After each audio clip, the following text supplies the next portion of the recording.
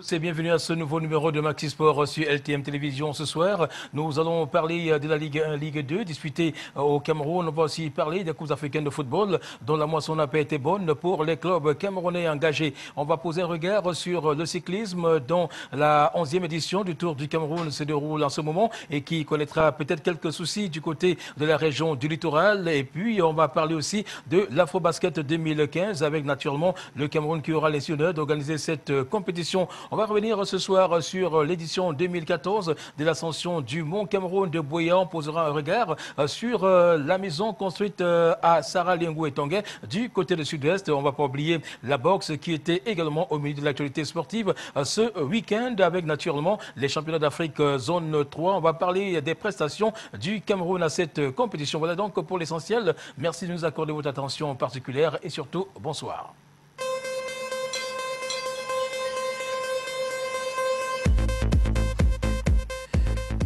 Voilà, commençons par le football et précisément la Ligue 1 dont les rencontres de la 8e journée se sont disputées à travers quelques stades du pays pendant le week-end. Retenez tout simplement que pour ce qui est des résultats de cette 8e journée de la Ligue 1 au Cameroun, Ndjalakouan Sport Academy de Limbé a perdu sur ses propres installations devant Douala Athletic Club, 1-2. Renaissance d'Angoumou a laminé Canon Sportif de Yaoundé sur le score de 3-1. Yon Sport Academy de Bamenda a perdu sur ses propres installations devant Nuster de Douala, 0-2. Cosmos de Bafia a eu raison de Bamoutos de Mbouda, 1-0. Sable des Bâtiers est venu et Fauveau de Baham ont fait jeu égal, 0 partout dans ce duel entre deux clubs de la même région. Pour ce qui est donc du championnat de Ligue 2 au Cameroun, retenez qu'on a joué le week-end pour le compte de la 4e journée. Et voici donc les résultats enregistrés à cet effet. Achille FC de Ça a pulvérisé la formation de Ngok et Tunjas de Nop sur le score de 4-0. National Polytechnique de Bambu est venu à bout de Dynamique de Bouya sur le score de 2-1. AS Matelo a eu raison de Saïd de Marois par 1-0. Botafogo est venu à bout de Dragon de Yaoundé par 1-0.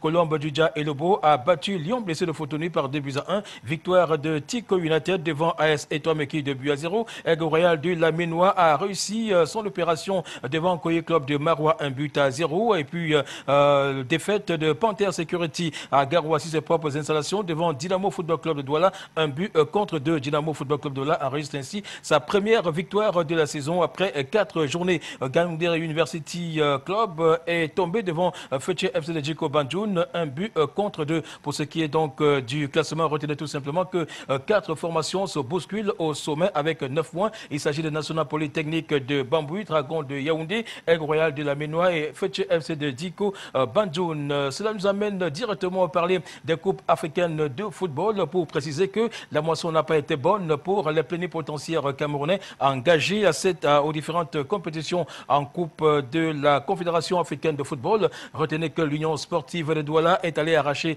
un nul du côté du Nigeria devant la formation de Wari Wolves. Score de la partie 1-0, 1 partout. Les deux formations avaient fait jeu égal à l'aller, du moins au match aller. L'Union avait perdu sur ses propres installations, 2-3. Et puis pour ce qui est donc de cette compétition, retenez tout simplement que l'Union sportive de Douala est éliminée de la Coupe de la Confédération africaine de football. On va parler de la Champions League africaine de football pour préciser que la formation des As Football Club de Douala a malheureusement perdu du côté de Lumumbashi sur le score de 0-3 devant le tout-puissant Mazembe. On va tout simplement noter que les Congolais ont gagné sur le score de 3-0 après donc le nul concédé à Douala il y a une semaine, 1 partout. C'était au match aller. Les As Football Club de Douala sont donc éliminés de la compétition. Et puis le seul club camerounais qui reste encore en compétition, c'est bien Coton Sport de Garoua qui a réussi l'opération de la victoire dimanche devant la formation du Flambeau de l'Est, une équipe du Burundi, 5-0. C'est le score qui a sanctionné cette confrontation. Au match aller, Coton Sport de Garoua avait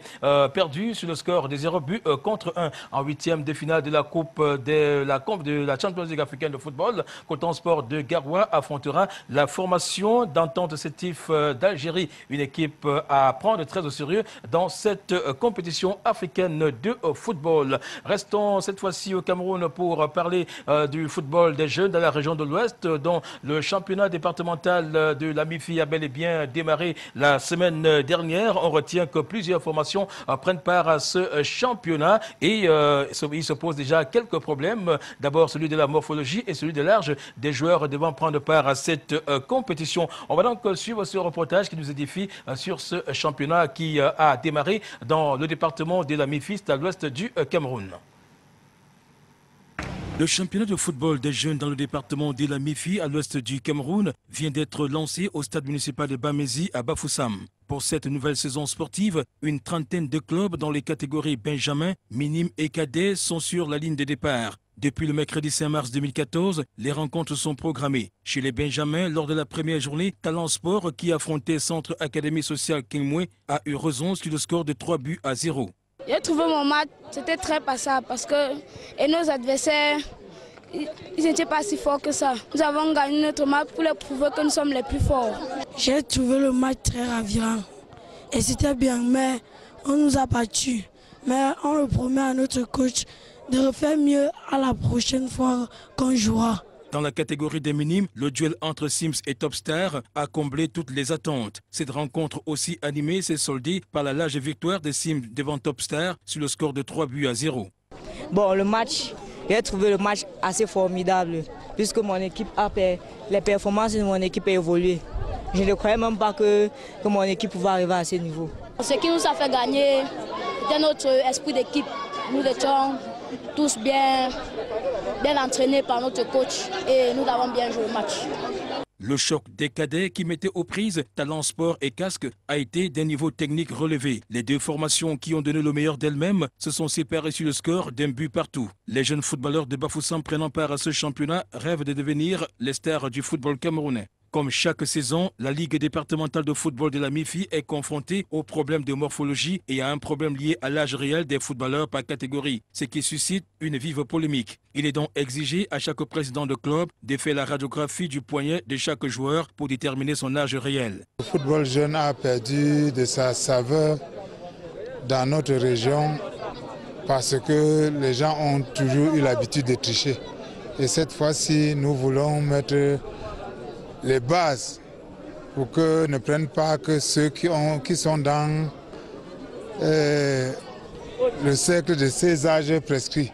Cette saison, l'accent sera mis sur le dualisme football-études pour garantir un avenir radieux à ces jeunes footballeurs du département de la MIFI.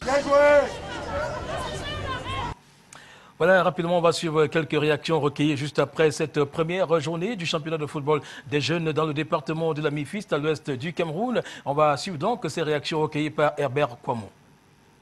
Le football jeune a toujours été la priorité donc, dans les compétitions au niveau de la Ligue départementale.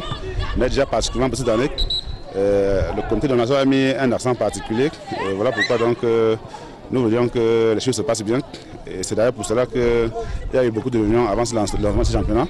Et on pense bien que sorti de là, on aura des bons champions qui vont représenter le département dans la région de l'Ouest. Oui, le chronogramme il est là. Déjà qu'on a commencé avec le football jeune. Il va courir jusqu'à certainement le 15 juin. Donc d'ici le 15 juin, on aura donc les champions en football jeune. Et après la Coupe du Monde, on va lancer vraiment avec le champion de la Ligue départementale. Mais déjà avant cela, également, il y a les corpos vétérans qui vont également prendre part, qui vont également commencer à partir du mois de mai. Et le futsal, qui certainement va connaître un regroupement au mois de juillet. Avant ce lancement, il y a eu les séances de sensibilisation. On a fait des descentes dans les collèges et écoles, déjà pour sensibiliser les enfants.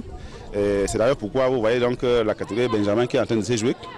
Parce qu'elle est réservée aux enfants très jeunes. On voudrait bien que les parents laissent les enfants s'intéresser au football sans pour autant oublier les études qui sont également la base parce que vraiment il faut savoir que études et sport ça rime. Mais aujourd'hui donc il y a la ligue professionnelle, championnat professionnel.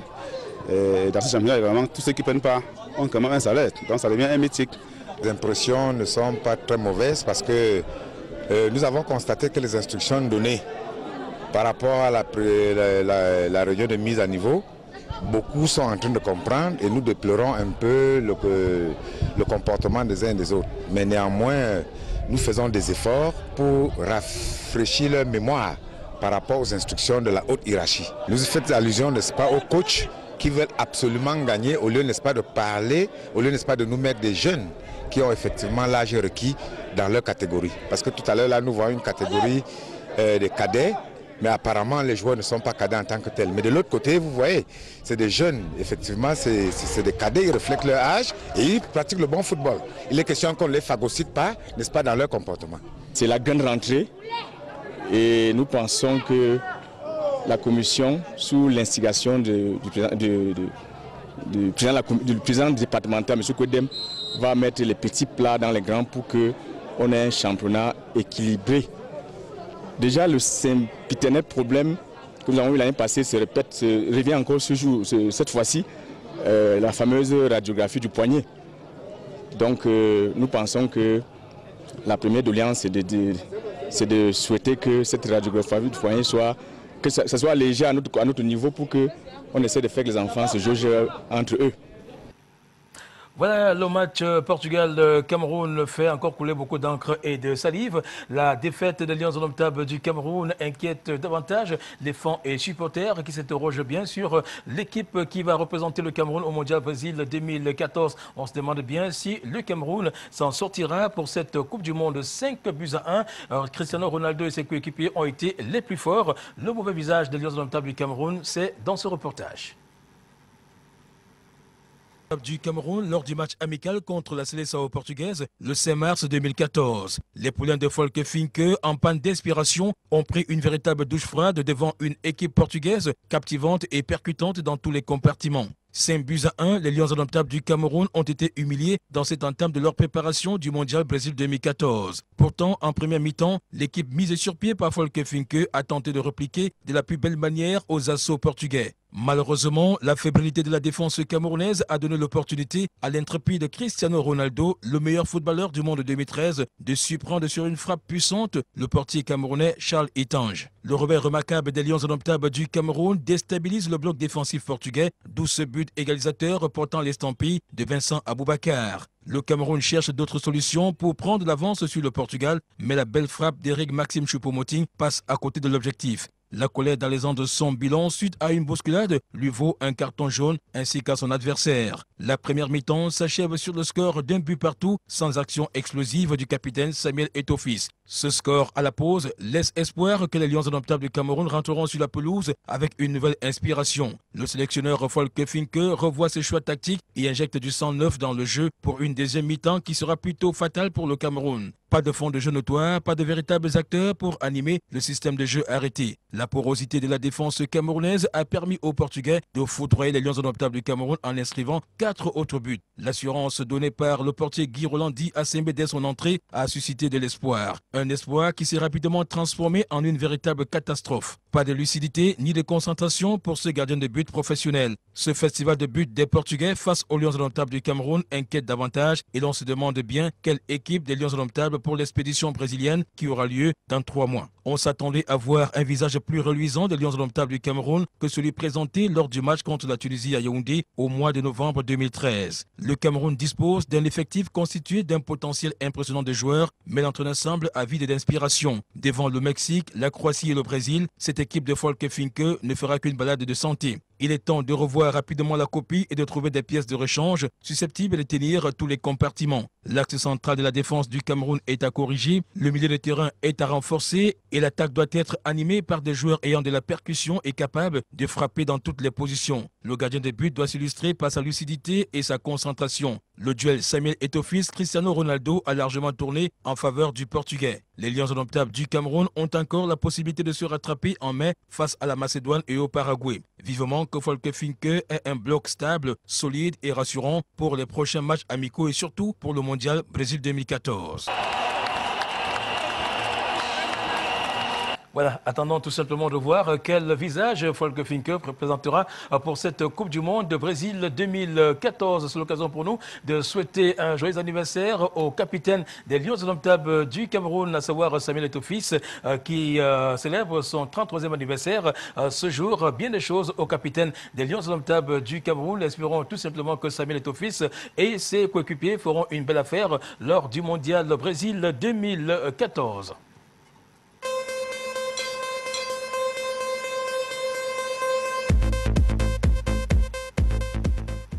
Nous allons parler du basketball pour préciser que le Cameroun organisera l'édition 2015 de l'Afro-Basket. La décision a été prise par la FIBA, la Fédération internationale de basketball. Une nouvelle qui fait naturellement plaisir au Cameroun et qui demande que les infrastructures soient d'ailleurs aménagées afin que la compétition se déroule dans des meilleures conditions. On espère bien que la Fédération camerounaise de basketball prendra toutes les dispositions nécessaires afin que la compétition se déroule sans souci au Cameroun en 2015. Et cela nous donne l'occasion de recevoir sur ce plateau un habitué du milieu du basketball, à savoir Jules Honoré Wanfan, qui nous fait l'honneur d'être là ce soir pour décrypter l'actualité du basketball avec nous dans le cadre de Maxi Sport sur LTM Télévision. Jules Honoré, bonsoir. Bonsoir, Safi. Alors, le basketball, nous l'imaginons, se porte bien au Cameroun. Oui, très bien.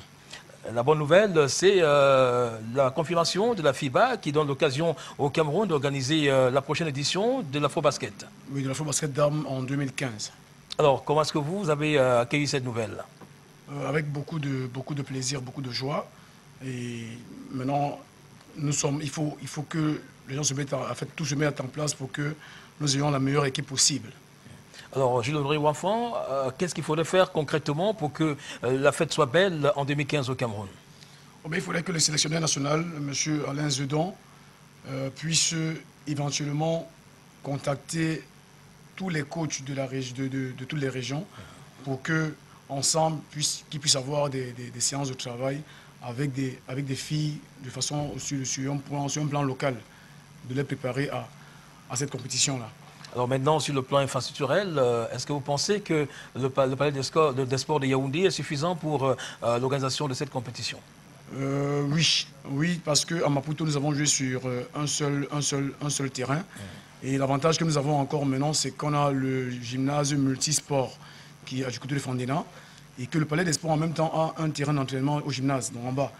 Donc je pense que c'est suffisant, pas largement, mais c'est suffisant quand même pour organiser un Afro-Basket. Ce sera peut-être l'occasion pour le Cameroun d'espérer décrocher ce titre continental. Ce sera l'occasion, mais seulement pour ça, je dis bien, il faut que les filles soient au pays au moins 2 mois avant la compétition pour s'acclimater et pour être vraiment en jambes et s'habituer aux anneaux et à tout le contexte local. Alors, Jules Honoré Wanfan, vous officiez du côté de Banganté, dans l'ouest du Cameroun. Alors, est-ce qu'on peut savoir exactement où est-ce que vous en êtes avec le projet de basketball dans la région du littoral de Jalidi, dans la région de l'ouest et précisément dans le département d'Undé? Oui, au jour d'aujourd'hui, on a mis sur pied 2 équipes de basketball, Zumanto Basketball Academy, en senior monsieur et en junior garçon, donc moins de 18 ans. Et on a une école de basket qui regroupe pratiquement une 60aine d'enfants de moins de 14 ans. D'ailleurs, le plus jeune a 4 ans, le petit Alan.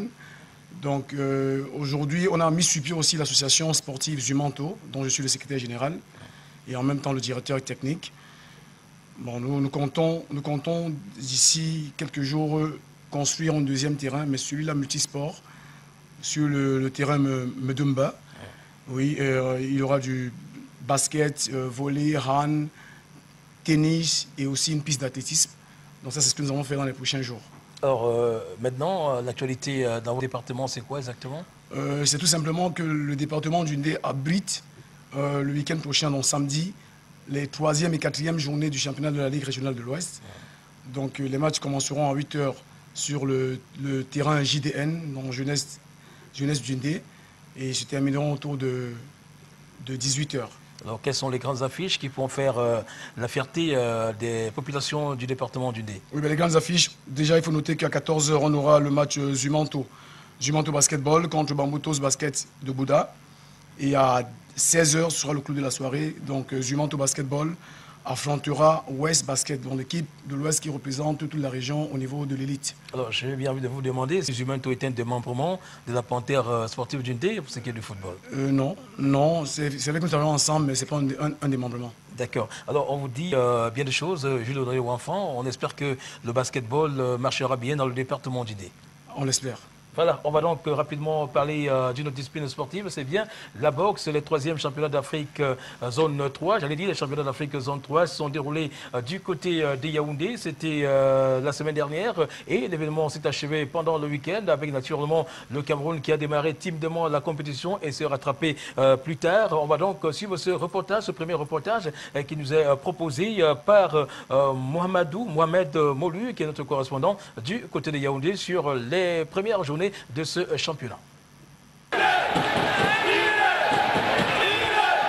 Après une année blanche et sèche, la bourse revit au pays de Joseph Bessala, Ndongo et Banga.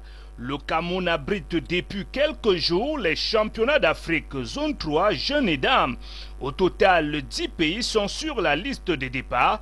On note la présence des Seychelles, la Tunisie, le Maroc, le Nigeria, le Botswana, l'Égypte, le Nigeria, la République centrafricaine, le Tchad et naturellement le Cameroun. 21 combats chez les jeunes et dames se sont d'ores et déjà disputés, mais le Cameroun pour l'instant est à côté de la plaque, même si l'un des entraîneurs relativise la prestation des pugilistes. Que la boxe a été suspendue. Donc le travail que nous avons fait, c'est un travail d'1 mois. Pendant que les autres sortent des championnats du monde et tout ça. Donc franchement, moi je me dis que les gars sont bien préparés physiquement. Mais tout ce que je peux demander à notre président, c'est de multiplier les combats. C'est de multiplier les combats. Les gars sont bons. Arnaud Azangue, comme ses prédécesseurs sur le ring, a été laminé 3 points à 0 face à l'Égyptien Ahmed. Il évoque les raisons de son échec. Il n'a pas marché, c'est... En fait, moi j'ai voulu travailler en contre. Par contre, il fallait travailler à distance et tendre les coups, quoi, les directs. C'est ça qui n'a pas marché. À mi-parcours de la compétition, la délégation algérienne s'estime heureuse, comme le laisse entendre le docteur Oukrif Hassine, le chef de la délégation. En junior, il y a déjà 7 qui sont en finale et nous avons une fille déjà qui est passée en finale, une deuxième fille qui va pousser demain pour la finale. Et bien ce sera une grande joie pour la délégation algérienne. La boxeuse marocaine Zaouraoui Zohra, émue d'être qualifiée pour la finale dans les 48 à 51 kg. On n'a pas très facile, mais pour mon expérience, de diriger ce combat. Inch'Allah. Très fort à la finale. Inch'Allah, vive le Maroc. Inch'Allah. L'Algérienne Mehazi Manel, médaillée de bronze, a déjà rempli sa mission au Cameroun. La détentrice de la dernière Coupe d'Afrique des Nations. Et là, je perds en demi-finale. Je termine 3e. Sur le plan organisationnel, le président de la FECABORS, Magloire Bertrand Mnunga, se dit satisfait. Nous sommes satisfaits de l'organisation, elle est comme il faut. Dans quelques heures simplement, on fera le bilan de cette compétition qui n'a visiblement pas attiré grand monde au palais polyvalent des sports de Ouarda. Voilà un reportage de l'une des étapes de cette compétition. On va rapidement suivre quelques réactions recueillies au cours de cette étape par notre reporter du côté de Yaoundé. On aime bien le Cameroun et les Camerounais sont déjà venus chez nous en Algérie. Juste pour l'histoire, l'Algérie avait organisé le premier championnat d'Afrique junior. Moi-même, j'étais le premier président du comité d'organisation du premier championnat d'Afrique junior qui s'est déroulé en Algérie en 1993. Voilà. Ce championnat se passe dans de bonnes conditions, sauf que les conditions climatiques sont un peu désagréables. Il fait trop chaud et le climat est trop humide. Mais question organisation, je trouve que c'est dans les normes. Sauf que le début, les premiers jours, c'était un peu mal organisé, mais maintenant, question le ring, les horaires du transport, la salle, je trouve que tout est OK. Tout est bon. Sur le plan personnel, je ne suis pas satisfaite de ma prestation vu que je suis la détentrice de la dernière Coupe d'Afrique des Nations. Et là, je perds en demi-finale. Je termine 3e. Dans le classement, je suis un peu déçue parce que je n'ai pas pu préserver mon titre. Mais j'y travaillerai, Inch'Allah, les jours à venir. Il y a plein d'autres objectifs. Il y a les Jeux africains, il y a la Coupe d'Afrique, le championnat du monde au mois d'octobre aussi. Et c'est ça le sport. Parfois on gagne, parfois on perd. Il faut juste il faut se lever lorsqu'on tombe. Tout marche bien, très bien même, parce que vous savez le creux que nous avons eu là pendant près de 5 ans. Vous savez que la boxe a été suspendue. Donc le travail que nous avons fait, c'est un travail d'1 mois. Pendant que les autres sortent des championnats du monde et tout ça. Donc franchement, moi je me dis que les gars sont bien préparés physiquement. Pour un départ, les gars sont très bons. Donc l'essentiel ici, là, c'est pas trop ces défaites que nous avons, mais c'est leur façon de boxer. C'est par là que nous allons encore faire d'autres sélections. Mais il faut beaucoup de rencontres. L'organisation, elle est très bien. Elle est très bien. Elle est parfaite. L'AIBA qui supervise en réalité cet événement fait tout pour que ça se passe selon les règles. Vous savez, il y a les règles de l'AIBA et il y a aussi la vision du spectateur. Ce qui fait que parfois, ce qui peut vous paraître anormal l'est en tout point de vue selon les règles. Donc en fait, nous sommes satisfaits de l'organisation, elle est comme il faut. Sur le plan sportif, les compétiteurs camerounais ne se portent pas très bien. Qu'est-ce qui peut justifier cela, Président? C'est normal, c'est normal. Non, c'est normal. Moi je pense que c'est très normal.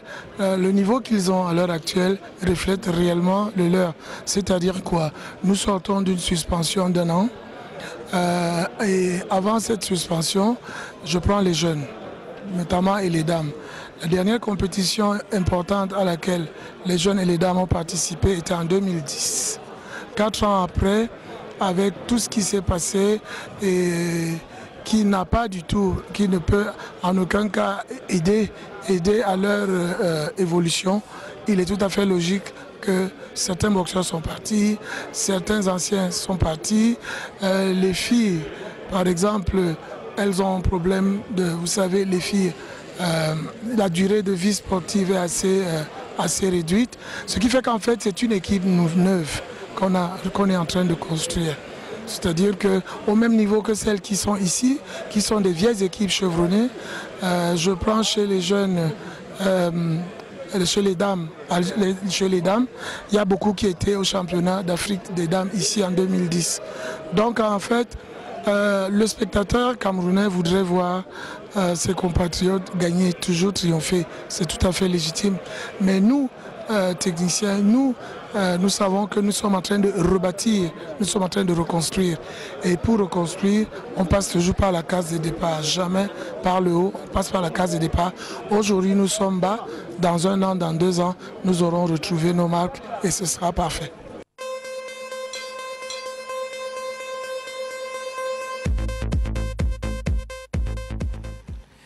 Voilà, à l'heure du bilan de cette compétition, le Cameroun peut se réjouir de l'organisation et surtout des médailles engrangées pendant cette compétition, à savoir le championnat d'Afrique de boxe zone 3, un événement sur lequel revient notre reporter Moulu Mohamed, qui a donc suivi les finales qui sont déroulées ce week-end du côté de Yaoundé.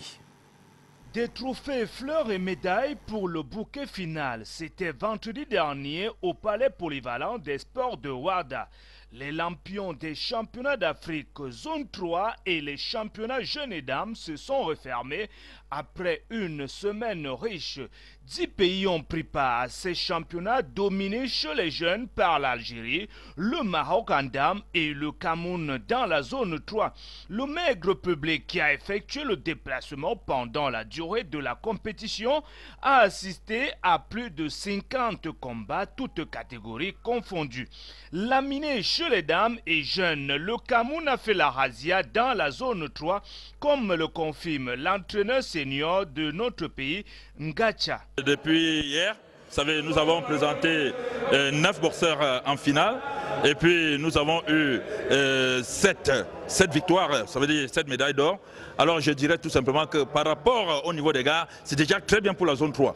Alors il reste maintenant à mettre le travail, accentuer le travail pour pouvoir atteindre le niveau africain. Vous connaissez bien qu'on sort d'une crève. Voilà, et puis c'est pas facile d'atteindre directement le niveau africain. Nous saluons vraiment cette zone 3 qui est arrivée parce que ça nous permet de jauger le niveau de nos boxeurs. Le niveau est déjà très bien au niveau de la zone 3, mais en multipliant les stages et autres, nous pourrons atteindre le niveau africain.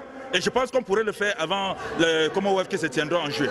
Enfant de la rue hier et aujourd'hui boxeur champion, Yumbo Ulrich, dans le dernier combat de la compétition, a sévèrement battu le Gabonais Patrick Lanjungu. Pour lui, il fallait redonner au Cameroun sa place de leader dans la sous-région. Joie de faire l'honneur de mon pays aussi, parce qu'on a eu les juniors qui n'ont pas vraiment, qui étaient encore jeunes, qui n'ont pas pu être à hauteur de la compétition. Ça nous a vraiment frustrés parce que le pays a été vraiment désespéré. Il fallait vraiment qu'on remonte cela avec la zone 3. Malgré quelques difficultés, le président de la fédération, Magloire Bertrand Mendouga, parle plutôt d'un bilan positif. Après donc la pluie, c'est le beau temps pour la bourse camerounaise qui a passé une année blanche et sèche.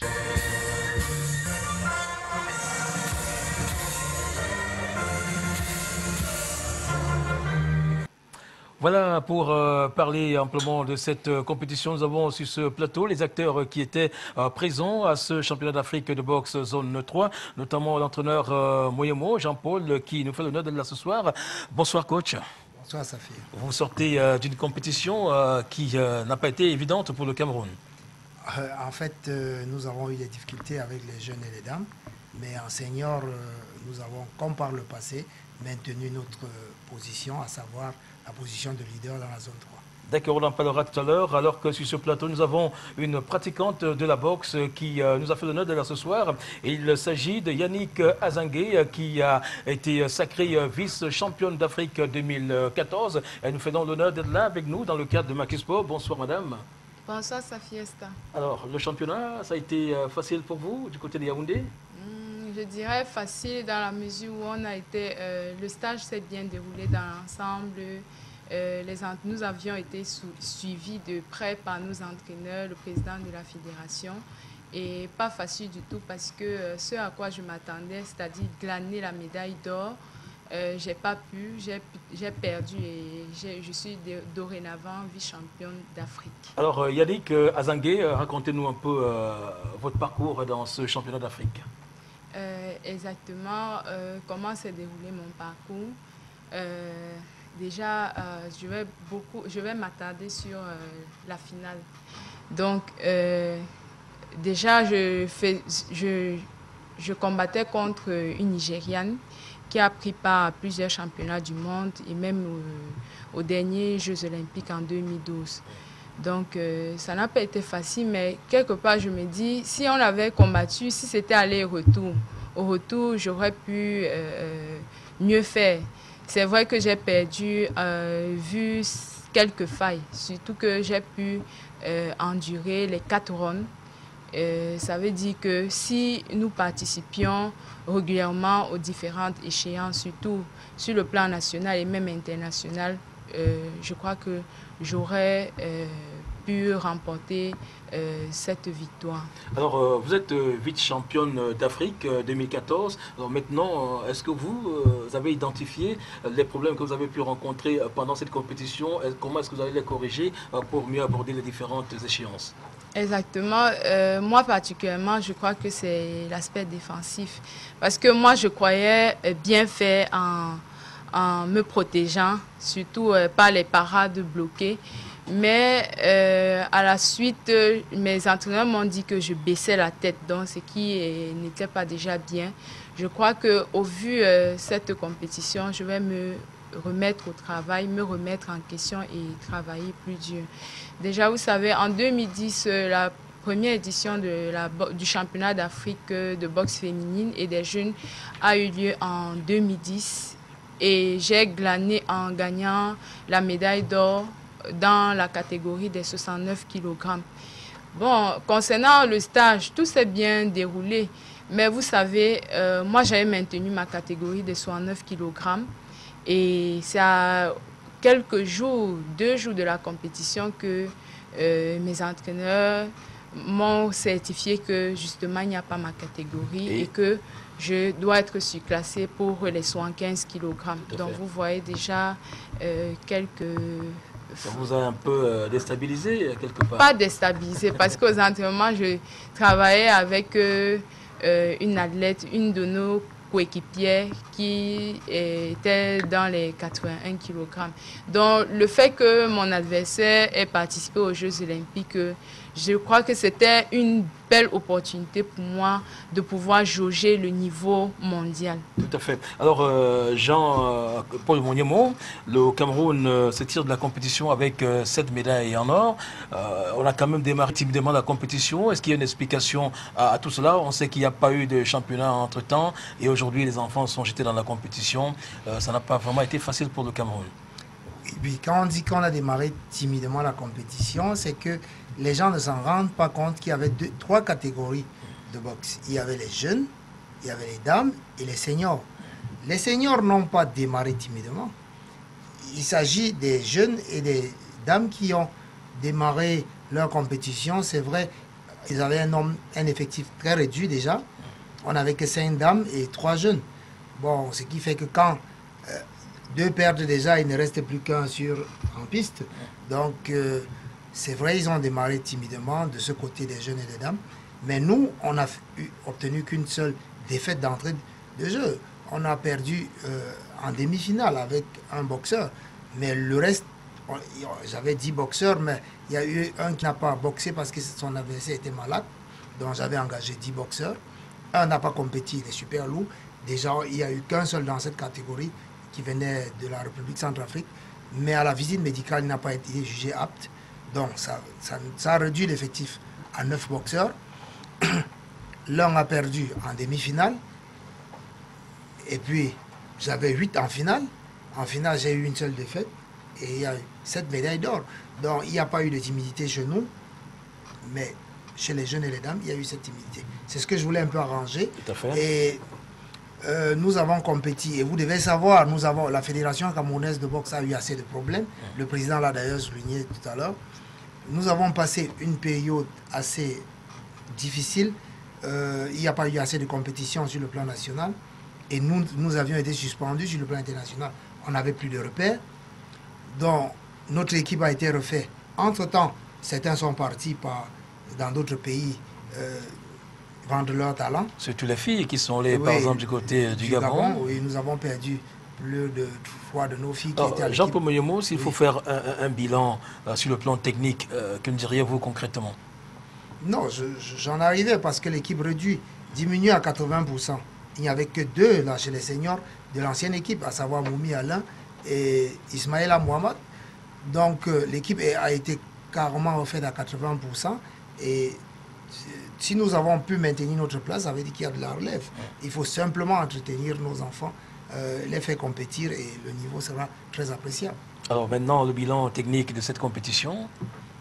Oui, en fait, sur le plan organisationnel, c'était assez bien. Bon, maintenant, sur le plan des résultats, le Cameroun a obtenu un bon résultat. Ce que je déplore aussi, parce que ça, il faut qu'on essaie de former plein d'arbitres camerounais pour qu'on puisse être représentés sur le plan international. De ce côté-là aussi, nous pêchons. Il n'y a pas assez d'arbitres camerounais sur le plan international. Donc notre cause n'est pas assez défendue du côté des officiels. Et ça nous pénalise aussi. Donc nous devons faire des efforts de former les encadreurs techniques et les encadreurs officiels. Voilà qui est donc bien dit. Alors, quelles sont les grandes leçons que l'on peut tirer de ce championnat d'Afrique? Le championnat d'Afrique pour nous, le championnat d'Afrique et de zone était pour nous un repère. Nous avons pu là jauger le niveau de nos athlètes et pour pouvoir mettre les bases pour les prochaines échéances avant le Commonwealth.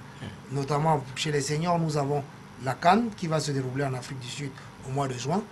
Bon, nous entendons là trouver à ça un palier, voire encore plus après le travail qu'on va mettre sur pied et jauger le niveau des enfants avant le Commonwealth qui est un très grand regroupement après les Jeux Olympiques. Espérons que l'accent sera mis sur la boxe féminine avec naturellement Yannick Azengue. Alors l'avenir pour vous c'est quoi? Bon, l'avenir pour moi c'est justement participer au championnat du monde parce que moi j'aimerais obtenir un titre mondial. Et je suis sûre qu'en nous aidant, parce que si je suis ici, je représente également les autres dames, c'est que exhorter vraiment le ministère du Sport à prendre en considération la boxe féminine, parce que je crois que si elle est prise en considération, il est facile pour nous de même mieux défendre les couleurs nationales que chez les garçons parce que vous savez, c'est une discipline en plein essor. Elle est encore en pleine vulgarisation et je crois que les opportunités sont assez grandes. Merci Yannick Azengue d'être venu, vice-championne d'Afrique 2014. Merci Jean-Paul Moyomo, entraîneur national de boxe. On vous souhaite bien des choses tout en espérant que le Cameroun fera mieux lors des prochaines échéances internationales. Bien des choses à vous. Merci. Voilà, on va rapidement parler d'une discipline sportive, le temps d'accueillir sur ce plateau notre invité qui n'est autre que M.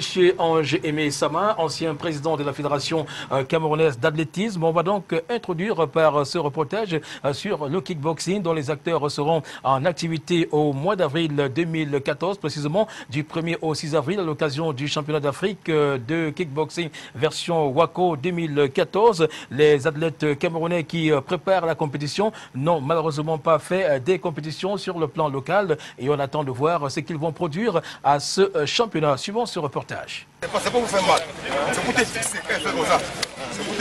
Les pratiquants du kickboxing attendent toujours que les compétitions soient organisées selon le chronogramme établi par la Fédération camerounaise de kickboxing au mois de janvier dernier. Pour l'instant, rien n'avance à leur rythme. C'est le statu quo. Nous sommes toujours dans l'expectative de l'applicabilité du calendrier 2014.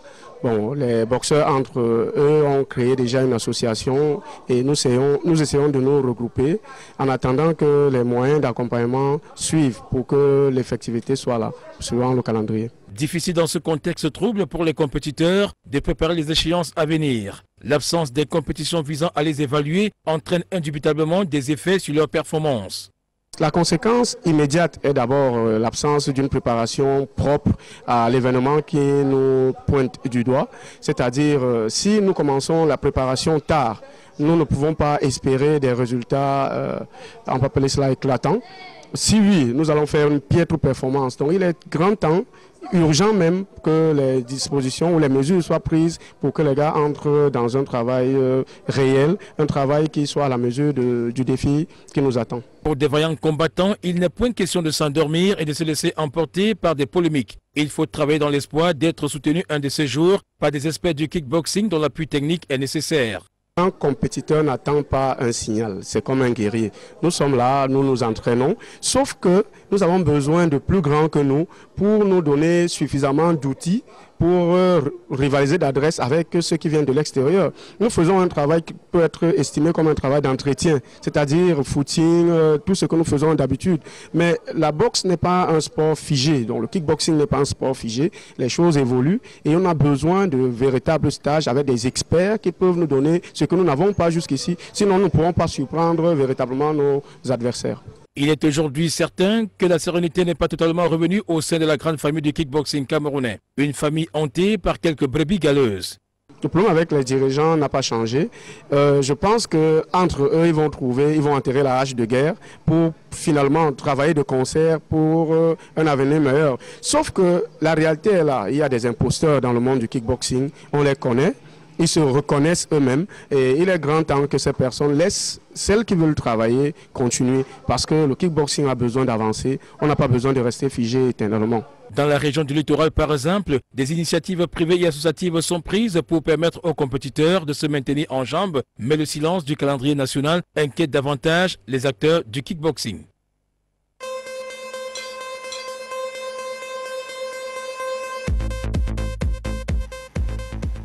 Voilà, c'est avec un plaisir que nous accueillons sur ce plateau l'ancien président de la Fédération camerounaise d'athlétisme, Ange Aimé Sama, qui a bien voulu répondre à notre invitation ce soir. Avec lui, on va faire le tour d'horizon de plusieurs disciplines sportives. On va parler du football, on va parler de l'athlétisme, on parlera également du comité olympique ou non olympique. De toute façon, il nous en dira davantage. D'ailleurs, il est là pour nous parler de ce qu'il est devenu après son départ de la Fédération camerounaise d'athlétisme. Monsieur Ange Aimé Sama, bonsoir. Bonsoir Saphir et bonsoir à tous les téléspectateurs de la LTM à qui je dis, je crois que je n'ai pas eu l'occasion de les voir. Tout à fait. Et je leur souhaite déjà une très bonne année, même si c'est en retard. Vaut mieux tard que jamais, disait Lord Fauntleroy. Alors, on serait quand même tenté de vous poser la question de savoir, Ange Aimé Sama, qu'est-ce que vous devenez après la Fédération camerounaise d'athlétisme? Disons qu'après l'athlétisme, comme je dis, l'athlétisme a toujours été ma passion, mais je ne vis pas de ça, donc j'ai d'autres projets. Effectivement, il y a tellement de choses à faire au Cameroun, que bon, après on passe d'abord à autre chose, le temps de voir clair et le temps de revenir. Donc voilà, je fais une petite pause et puis je m'occupe de 2 ou 3 petites affaires. Alors, on va entrer dans cette dernière partie avec une Camerounaise qui fait dans le sport, elle est dans le judo, elle est venue sûrement nous parler de ses activités, surtout de son implication dans l'activité du judo dans la région du littoral. Elle, c'est Arlette Ndjoké qui nous a fait l'honneur d'être là ce soir. Madame, bonsoir. Bonsoir Saphir. Alors, on a célébré samedi la Journée internationale de la femme. J'espère que vous étiez bien impliquée dans cet événement.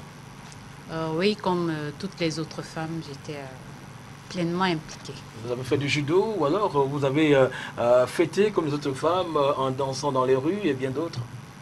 Non, le judo, en fait, on avait prévu, on a fait notre fête chez les femmes judokas le 1er mars.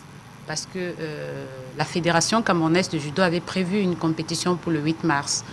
Et bon, c'est vrai, la compétition n'a pas eu lieu, elle a été reportée. Ce 8 mars-là, j'étais avec mes collègues.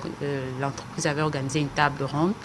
Nous avons tout assisté et puis après c'était la fiesta organisée par l'entreprise. D'accord, on aura quelques images de cette compétition de judo organisée à Douala à l'intention des femmes. Alors on va rapidement revenir sur Ange Aimé Sama qui aujourd'hui est dans plusieurs activités sportives. Alors Ange Aimé Sama, on aimerait quand même parler avec vous du football pour savoir quel est le rôle que vous jouez dans la crise au sein de la Fédération camerounaise de football aujourd'hui. Actuellement, je joue un rôle plutôt assez mineur, puisque donc je me suis retiré complètement du biotope sportif pour l'instant pour m'occuper d'autres petites choses comme j'ai dit.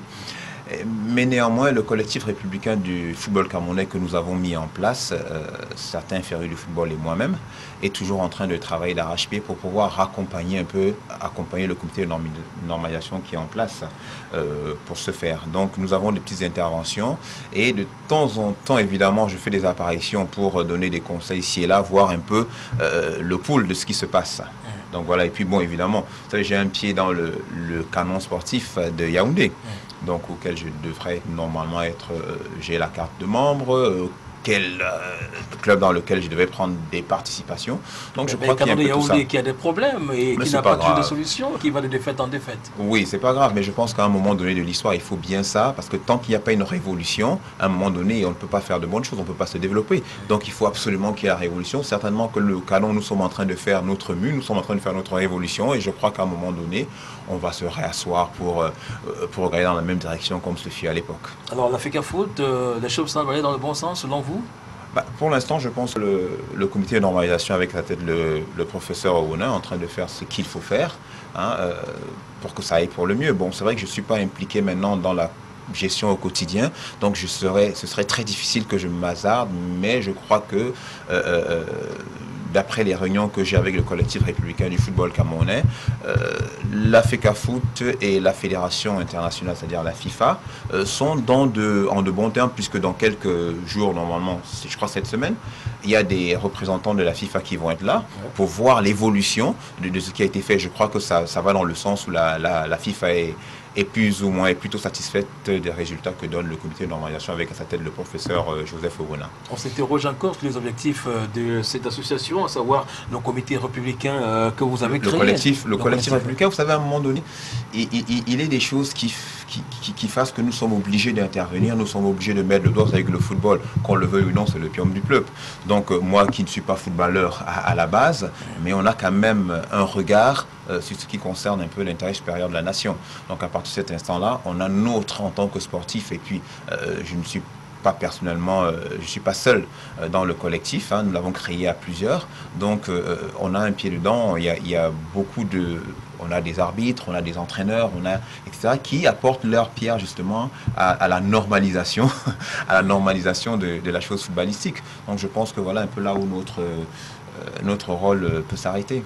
Voilà, on revient à vous tout à l'heure, le temps de suivre rapidement ce reportage sur ce stage de sambo organisé à Yaoundé dans l'optique de sélectionner les meilleurs acteurs de la discipline afin de leur permettre de participer au championnat d'Afrique qui aura lieu au Cameroun au mois de septembre prochain. Il faut noter que l'événement se déroule dans des meilleures conditions du côté de Yaoundé, un stage suivi par notre reporter Augustin Noula. Pour aller loin, il faut ménager sa monture. C'est l'adage qui retentit à l'évocation de ce stage national de sambo qui se tient depuis la semaine dernière à Yaoundé. À 5 mois du championnat d'Afrique des Nations que le Cameroun va abriter au mois de septembre prochain, la Ligue nationale est déjà préoccupée par la préparation de ses athlètes. C'est la préparation de l'équipe nationale, phase de regroupement en vue de la présélection définitive de l'équipe nationale. Donc c'est juste ça le véritable thème. Un regroupement en vue d'une sélection définitive de l'équipe nationale. Ainsi, sous la houlette de l'entraîneur national, Maître Belmont Alloc, ce stage consiste à présélectionner les samboïstes qui feront partie de l'équipe nationale. Et à en juger par le niveau des participants, il y a beaucoup d'espoir. Je constate simplement que le niveau est en nette progression parce que je constate aussi que les maîtres des clubs ont vraiment fait un travail et le niveau est vraiment déjà appréciable. Mais ces jeunes seront beaucoup plus promis à un bel avenir si ces stages sont multipliés, car le potentiel recèle encore beaucoup de déchets. Et ça se passe bien, mais il y a encore assez de travail à faire, travail mental, travail moral, parce que vous savez, le sambo, c'est des corps à corps, mais il faut beaucoup utiliser le côté mental, c'est-à-dire l'application des techniques. Vous avez constaté que ceux qui ont appliqué les techniques s'en sortent mieux que ceux qui utilisent la force brute. Donc il y a ce côté que nous voulons absolument faire comprendre aux athlètes afin qu'ils utilisent pas seulement le muscle mais qu'ils utilisent aussi la tête. Jusqu'ici, nous sommes plus ou moins contents. C'est vrai qu'il y a encore beaucoup à faire.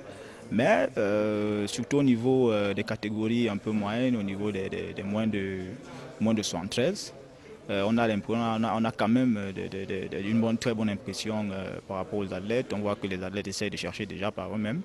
Et il y a des démarcations au niveau aussi des catégories supérieures. Mais jusqu'ici, nous ne sommes pas encore satisfaits complètement, la raison pour laquelle nous allons amplifier le travail pour parfaire leur technique. En termes de déchets, je pense qu'on va travailler, on va mettre un accent sur le physique, on va mettre aussi un accent sur le cardio parce qu'il y a ces petites lacunes-là. L'encadrement technique de l'équipe nationale de sambo va devoir donc mettre à profit d'autres stages de cette envergure afin que la recette ait du goût lors du championnat d'Afrique des Nations et les prochaines échéances internationales. Voilà, Arlette Njoké, vous êtes impliquée dans la pratique du judo. Est-ce que vous pouvez nous parler de votre implication dans cet univers du judo? S'il faut parler de mon implication, c'est beaucoup plus au niveau de la communication, comme je suis déjà là. Et quand on dit communication, c'est la promotion du judo. Donc, on a fait une remarque, par exemple, il n'y a plus assez de filles dans le judo comme par le passé. Et on a mis sur pied des stratégies pour faire revenir les femmes dans le judo. On ne sait pas trop ce qui se passe, on ne comprend pas pourquoi cette fuite de femmes. On ne sait pas si elles ont peur de l'apparence physique, comme on dit souvent, ça déforme, ça... Je suis là, je suis femme, je ne vois rien de mal. Est-ce qu'elles ne sont pas victimes de pression masculine au quotidien? Mais c'est partout, il n'y a pas que dans le sport. Il n'y a pas que dans le sport. Alors, mais dans le judo, comment vous gérez cela? Déjà que si on revient un peu au code moral du judo, qui a des qualités comme l'honneur, le courage, parce que les femmes doivent être courageuses, elles doivent être capable d'affronter tout, donc pouvoir dépasser, se surpasser, parce que c'est ça la base des arts, se surpasser, dépasser tout ce qu'on croit être, je sais pas, obstacle. S'il faut seulement rester figé sur, voilà, c'est mon maître, il m'a fait ci, il m'a fait ça, on ne va pas avancer. Il a fait, c'est un homme, je suis une femme, mais bon, voilà, il faut que je dépasse ça, je passe à autre chose. C'est pas ça mon objectif dans le judo. On a des objectifs à atteindre partout où nous sommes. Donc, et entre-temps, des communications sont faites aux hommes pour éviter ça, parce que c'est vrai, partout où la femme se retrouve, elle a ce problème-là. Alors, Alain Djoké, comment vous gérez votre quotidien dans l'univers du judo? Bon, ce que je fais, c'est que je suis déjà dans le judo, je suis plus accrochée aux anciens compétiteurs. En fait, c'est une association d'anciens compétiteurs qui sont liés aux vétérans. Je peux dire c'est une association annexe aux vétérans.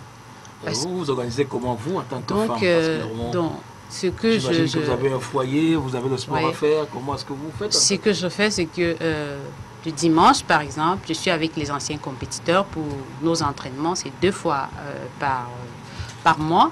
Le reste du temps, je suis avec ma famille. J'ai mon travail. Et après le travail, j'ai l'école.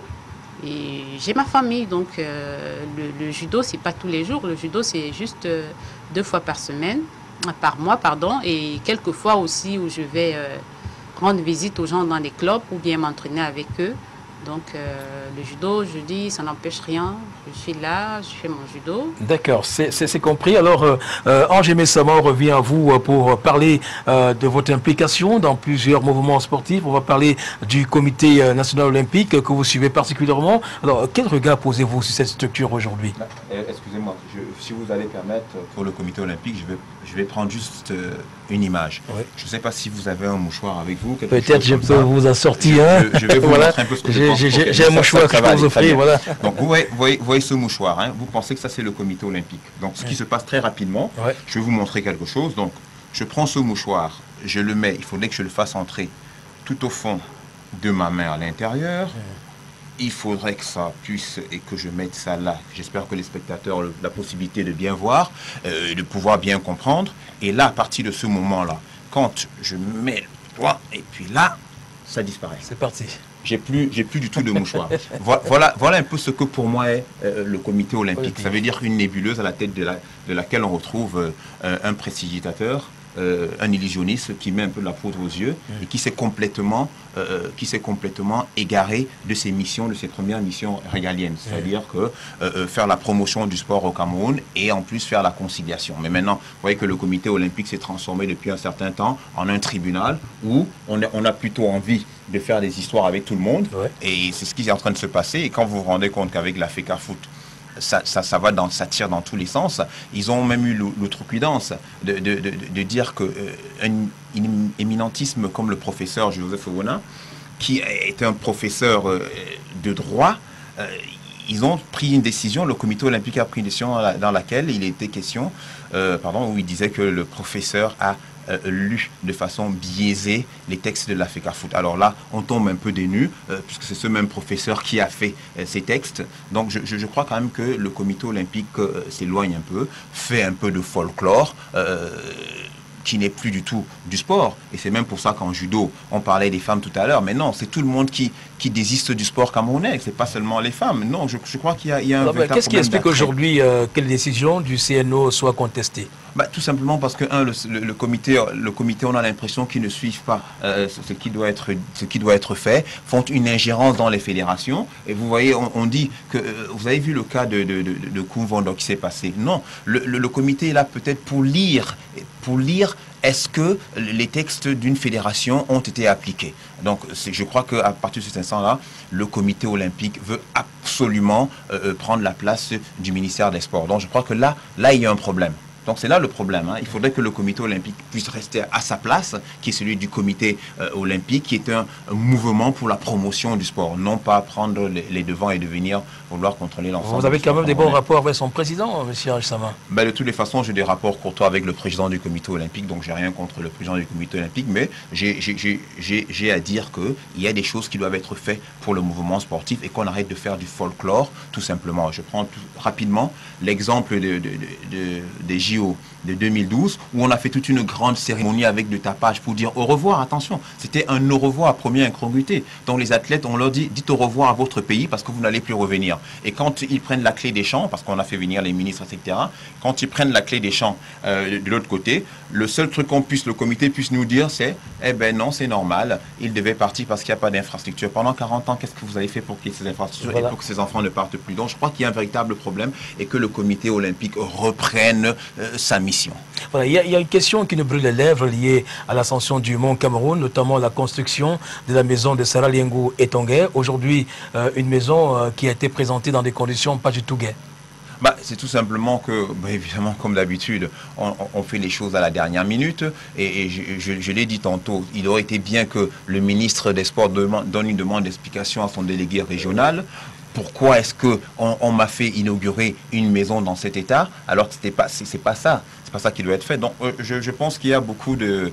Et le concept, vous savez, quand vous avez le concept de quelque chose, quand vous êtes à l'origine de quelque chose et que c'est vous qui ne portez pas, parce qu'il y a une passion, il y a quelque chose qui vous motive, un fil conducteur que les autres n'ont pas, et le résultat, voilà ce que nous avons, des portes qui sont faites de manière aléatoire. Alors que cette maison, au départ, c'était, comme le président Kalkaba rebaptisait l'ascension du Mont Cameroun course de l'espoir, c'était pour donner de l'espoir à une jeunesse, de l'espoir à tout le monde. Mais je crois que quand on voit ça, on n'a pas du tout envie d'avoir un espoir, d'avoir une maison offerte par le gouvernement camerounais. Voilà, rapidement, on va vous donner cette information qui concerne le Tour cycliste du Cameroun, dont la première étape a eu lieu dimanche.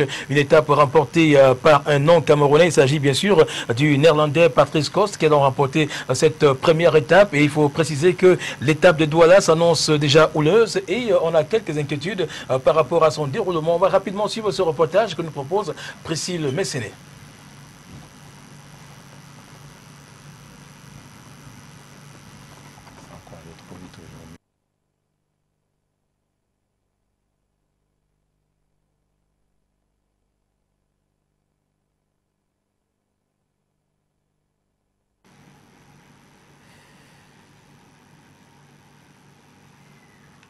Voilà, on a sûrement quelques soucis pour ce reportage. J'espère qu'on va suivre rapidement ce reportage qui nous amène à mieux comprendre l'événement, à savoir le Tour cycliste du Cameroun qui pourrait avoir quelques soucis dans la région du littoral. Et c'est Priscille Messéné qui est allé mener cette enquête pour en savoir davantage. Après la région du Grand Nord, celle du littoral risquerait d'être écartée du Tour cycliste du Cameroun pour cette édition 2014. Il s'agit donc de la distance de Kribi qui va jusqu'à Douala, qui sera courue le 12 mars prochain, et de celle qui partira de Douala pour Limbé. Si l'on s'en tient au calendrier de la course, les 3e et 4e étapes de cette compétition parcourues sur une distance de 1073,5 km sont en danger et l'on s'encheminerait vers un boycott de l'étape du littoral. Les raisons évoquées par le président de la Ligue régionale de cyclisme pour le littoral sont simples, pas d'information, aucune réaction. Lorsque nous avons un événement cycliste dans la région du littoral, des réunions se tiennent, on vérifie le parcours, on prend des mesures sanitaires et sécuritaires pour que le passage des cyclistes soit sécurisé. Nous savons le mouvement qui est dans le littoral avec tout ce que cela engorge la population. Bon, n'étant pas informés, nous ne pouvons pas nous engager dans ce que nous ne maîtrisons pas. Et comme vous le savez, ceux qui sont même à la tête de cette organisation n'ont aucune qualité juridique pour organiser. Pourtant, François Ndiélé rejette la désinvolture des dirigeants du littoral sur leur visage, tout en mettant en avant la participation des autres ligues pour le bon déroulement de cette compétition. Je ne peux pas rentrer dans le style. C'est pas mon problème. Quand je suis chef de projet, je ne préfère pas et le président de la fédération et le président de la Ligue. Je peux vous assurer que la sécurité doit être prise à tous les niveaux. Voilà, nous allons naturellement nous séparer sur cette note de cyclisme tout en vous disant infiniment merci. Merci Alette d'être venu. Merci Ange Sama d'être venu et bien des choses à vous. Merci de m'avoir invité. Voilà, c'est donc terminé pour ce numéro de Maxi Sport sur LTM Télévision. On se retrouve lundi prochain pour un autre numéro sportivement vôtre. Bonsoir.